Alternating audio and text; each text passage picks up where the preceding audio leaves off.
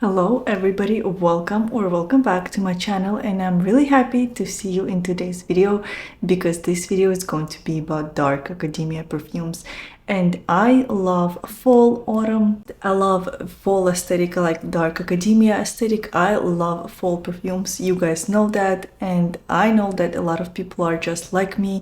You guys also love fall perfumes. That's why I'm really excited to make this video. And so without further ado, let's get started.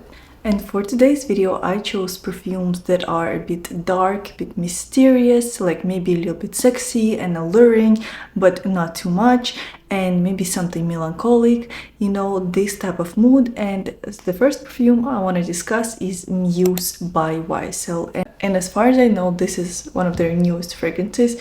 And I absolutely fell in love in this fragrance because it's such a unique take on iris and vanilla. So in the opening, this fragrance has ink, and I definitely pick it up. It smells like paper, it smells like writing on paper, it smells like a pen a little bit, you know, it smells like ink. Really super photorealistic type of smell. And then as it starts to dry down, it definitely subsides and kind of dissipates, and you're left with the most beautiful, delicious, buttery combination of vanilla and iris.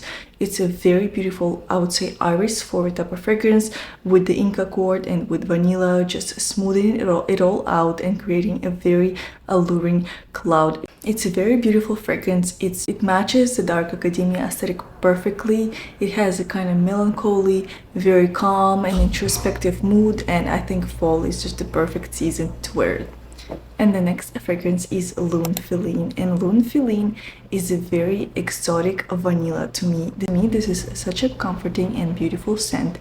I would say that this is like on the cozier side because it's very warm and enveloping and kind of inviting. So it's definitely lighter in the mood than Muse by YSL, but still there's something very mysterious and vintage about this scent that kind of keeps you guessing and that keeps you wanting to smell it again and again, and that's why I wanted to include it in this video. And so to me, this perfume smells slightly spicy in the opening because there's cardamom, there's pink pepper, and there's cinnamon. So it's definitely warm, spicy, almost like, you know, you're walking into like a spice store, but in a good way, not in an overpowering way. And then there's a Woods, vanilla, and pearl balsam. So it's quite balsamic scent. This is not your like typical sweet, easygoing cupcakey vanilla. No, it's like a complex vanilla with a lot of nuances, and that's why I really like it. It kind of smells like a Middle Eastern princess or somebody like that. Smells very alluring, and I love the scent, especially for colder months. And the next fragrance is Cosmos by the House of Beau. This perfume leans heavily masculine to me, so if any guys are watching this video, this perfume is definitely for you. But also, if you're a woman and you like something very masculine and very powerful, this is a good perfume. This is like very dark, a very heavy type of perfume, at least for me. It smells metallic, it smells very woody, it smells slightly boozy. There's also like a bit of cacao, which makes it a lot more wearable and approachable, I would say. You know, there are gourmand touches, and I feel like these gourmand touches really save this fragrance and make it a lot more wearable versus if this kind of gourmand notes were not here. So overall, this is a very beautiful fragrance. It's very masculine and it just smells good. I would definitely want to smell it on a man, and I would think that a man just smells good if he wore this fragrance because it's very appealing. It's very masculine, you know, I'm repeating myself here. It just smells really good, and that was Cosmos by the House of Beau. And next fragrance is going to be the lightest of this whole lineup, and I really wanted to include one of the lighter, kind of more easier, approachable, wearable scents in this video because not everybody wants like a very dark, moody, melancholic type of fragrance. This is rather like a happy fragrance, I would say, and this fragrance is AntiHero by Curatrix. And I tried it on Scentbird. I highly suggest this service to you guys. I have so many samples from them, and they definitely save you a lot of money because they allow you to try 10 milliliter sizes for really cheap compared to the full price of the bottle. And so this fragrance has apple, saffron, praline, a little bit of woodiness. It's a very fall coated scent. It reminds me of being somewhere like in a library and you're drinking like maybe warm kind of cider, you have maybe apples by your side. It's just a very uplifting and happy smell, so it definitely like differs from your typical dark academia aesthetic, but again, it still reminds me of fall, of being like in the college campus, of studying, of being focused. It really reminds me of all that, but just like in a lighter sense. So maybe it better fits like light academia type of a style, but again, I think it still fits for this video. And if you're looking for like a fall gourmand that has apple and that doesn't smell juvenile or like too simple or too generic, definitely try AntiHero. I think it's a really nice scent. The next fragrance is Orpheon by Diptyque. Of course, I had to include this scent in this video because it's a quintessential fall, like dark academia type of perfume, at least for me.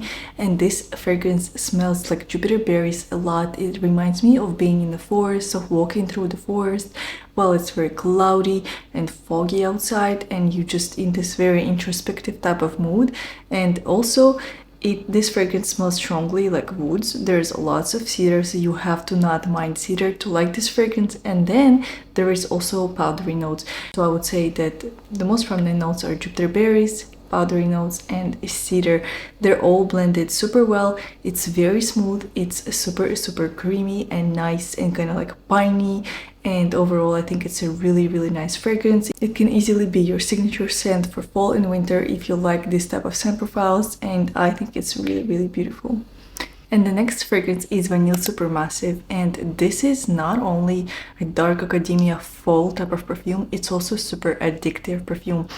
If you love vanilla, if you love like unisex, a very kind of woody balsamic vanillas, you have to give this one a chance because it's just so addictive. In the opening you have warmth from elemi, and then there is freshness from bergamot. It's such a nice and like contrasted opening, which I absolutely adore. Then you get a little bit of spiciness from cardamom, and in the dry down you have like this kind of like piney feeling from the woods. And there's also a note called fir resin, and that's the note I think that is responsible for making it smell very kind of piney. And of course, in the dry down there's vanilla and musk and amber, and again, this is a very beautiful fragrance. And like Orpheon, it reminds me of being in the forest while it's very gloomy and a little bit dark outside, and it's very moody, kind of sexy, alluring type of fragrance. And I really highly suggest everybody to try it because to me this is like one of the best vanillas that I've tried this year. And last but not least is BDK Rouge Smoking Extrait, and this is the only fragrance from the last year's video that I also wanted to include here because like I didn't want to be repetitive, but I feel like this is such a like a good match for dark academia that I wanted to include it again. And this is for the lovers of cherry, but for the lovers of like dark cherry.